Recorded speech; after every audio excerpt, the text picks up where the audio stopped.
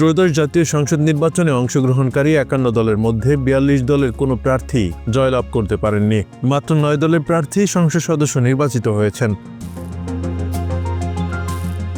বৃহস্পতিবার সকাল 7:30 থেকে বিকেল 4:30 পর্যন্ত দেশের ৩০০ আসনের মধ্যে ২৯৯টিতে ভোট গ্রহণ হয়। এবারই প্রথম জাতীয় নির্বাচনের সঙ্গে গণভোটও অনুষ্ঠিত হয়েছে। নিবন্ধিত ৫৯টি রাজনৈতিক দলের মধ্যে ৫১টি দল এবার নির্বাচনে অংশ নেয়। নির্বাচনের ফলাফল বিশ্লেষণে দেখা গেছে, অংশগ্রহণকারী ৫১ দলের মধ্যে ৪২ দলের কোনো প্রার্থী জয়লাভ করতে পারেননি। মাত্র ৯ দলের প্রার্থী সংসদ সদস্য নির্বাচিত হয়েছেন। ২৯৯ আসনে ভোট হলেও এখন পর্যন্ত ফলাফল প্রকাশ করা হয়েছে ২৯৭টির। এর মধ্যে বিএনপি ২০৯, জামায়াতে ইসলামী ৬৮ ও জাতীয় নাগরিক পার্টি ৬ আসনে জয়ী হয়েছে। এছাড়া ইসলামী আন্দোলন বাংলাদেশ, গণ অধিকার পরিষদ, বাংলাদেশ জাতীয় পার্টি, গণসংহতি আন্দোলন ও খেলাফত মজলিস একটি করে আসনে জয় পেয়েছে।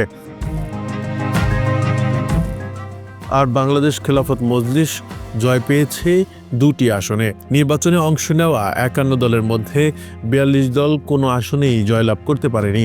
অনেক দলই শতাধিক আসনে প্রার্থী দিলেও শেষ পর্যন্ত শূন্য হাতে ফিরতে হয়েছে।